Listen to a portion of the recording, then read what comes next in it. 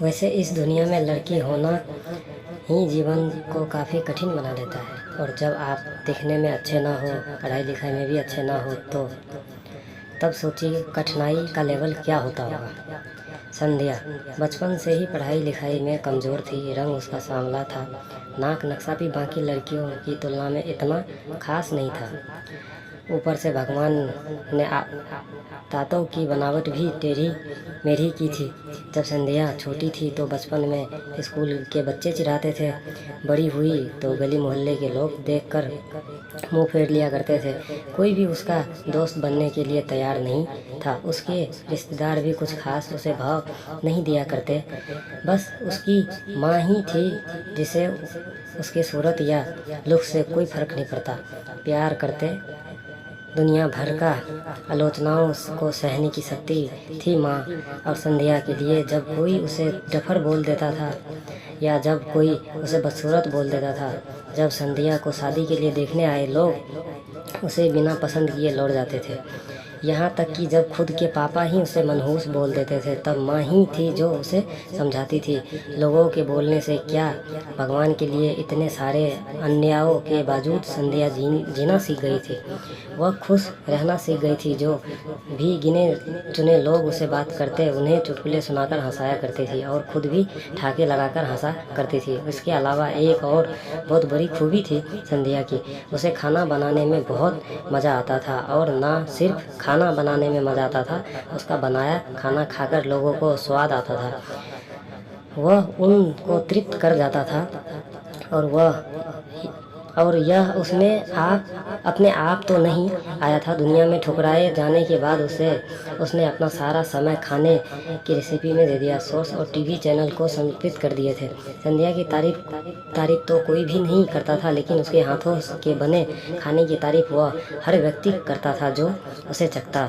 इस एक गुण की वजह से संध्या अपने आजू बाजू की औरतों में फेमस हो गई थी, क्योंकि जिसे भी खाना पकाना सीखना हो या कुछ नया पकवान बनाना सीखना हो तो वह संध्या के पास आती और संध्या की खुशी उन्हें सिखाती।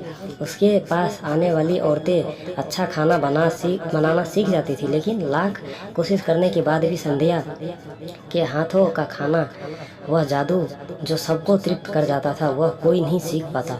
संध्या की ज़िंदगी इन्हीं उतार चढ़ाव के साथ कट रही थी। एक बार फिर से माँ बाप जीतोड़ कोशिश कर एक फैमिली को संध्या को देखने के लिए मना लिया था और अगले दिन लड़का संध्या को देखने आने वाला था। संध्या को इस बात की खबर होने पर वह दुखी और गुस्सा हो गई थी। उसे बिना पूछे लड़के को क्यों बुलाया और बुला लेते थे और उसका मजाक बना देते थे। माँ ने संध्या को समझाया और था कि ऐसा ही होता है, कोई भी बेटी अपने माँ बाप के घर में हमेशा नहीं रहती, उसे एक दिन शादी करके जाना ही पड़ता है। अगले दिन संध्या सुबह सुबह ही लड़के वालों के आने से पहले ही सज धज सवर कर निकल गई थी।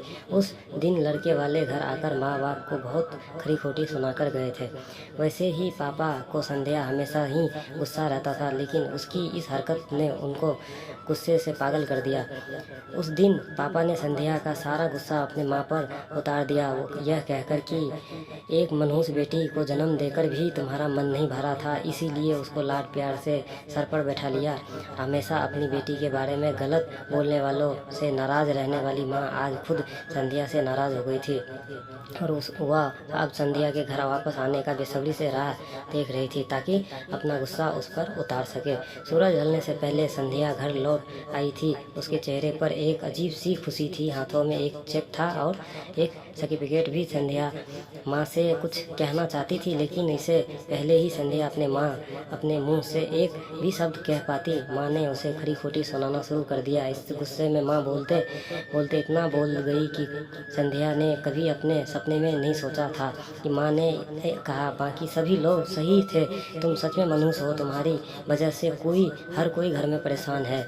अच्छा होता कि तुम पैदा होते ही मर जाती, यह दिन देखना नहीं पड़ता।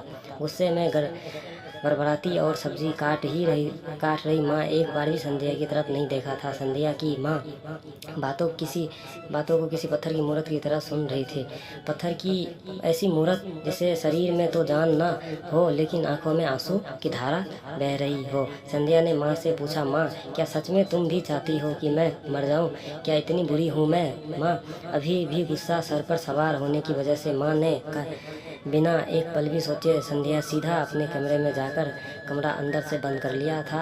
1-2 मिनट बाद में गुस्सा थोड़ा शांत होने पर माँ को अपनी गलती का एहसास हुआ तो संध्या के रूम की तरफ गई। उन्हें पता चला कि संध्या रूम को अंदर से बंद कर लिया है।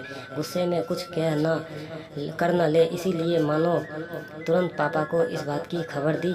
दोनों की काफ़ी दरवाज़ा खोलने की कोशिश की लेकिन जब नाकामयाब रहे तो दरवाज़ा तोड़ने की अपने स्कार्फ से फांसी का फंदा तैयार कर रही थी। पंखे से लटक रही थी।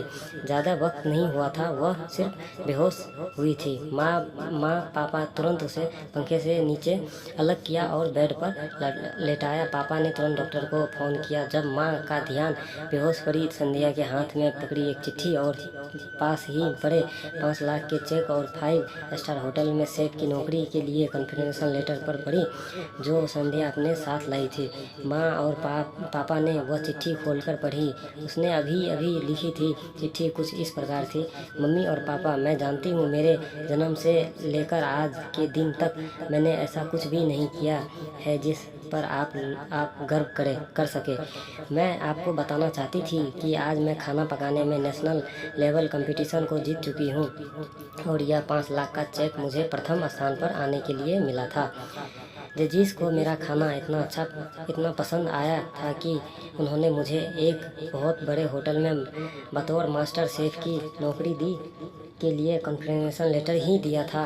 पूरी दुनिया में मेरे खिलाफ है, मुझे इस बात से कभी फर्क नहीं था और नहीं ही बाबूजी की कड़वी बातों मैंने कभी दिल पर ली थी क्योंकि मैं जानती थी बाहर से सख्त दिखते हैं मेरे बाबूजी, अंदर से तो मुझे प्यार ही करते थे। प्यार ना करते होते तो बिना मांगे मुझे कपड़े और मिठाइयाँ पटाखे सब लाकर देते थे। माँ के प्यार को कोई क्या बयां कर सकता है। मेरी माँ मेरे लिए मेरी सारी दुनिया थी। जब मेरे साथ होती तो मुझे किसी बात की ज़रूरत नहीं थी। मेरी माँ मेरे साथ नहीं होती तो मेरी दुनिया मेरे साथ नहीं है।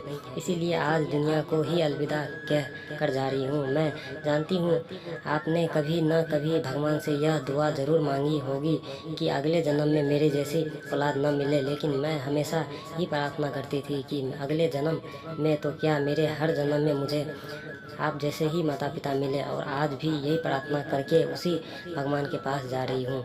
बेहोश पड़ी संध्या के सर पर हाथ फेरते हुए फूट फूट कर रो रहे थे। दोस्तों, पूरी कहानी पढ़ने के लिए धन्यवाद। मैं जानता हूँ यह कहानी के आपके दिल को छू गई है। मैं उम्मीद करता हूँ कि अब आप जाने अनजाने में किसी भी व्यक्ति का उसे बाहरी लुक्स की वजह से दिल न दुखाए।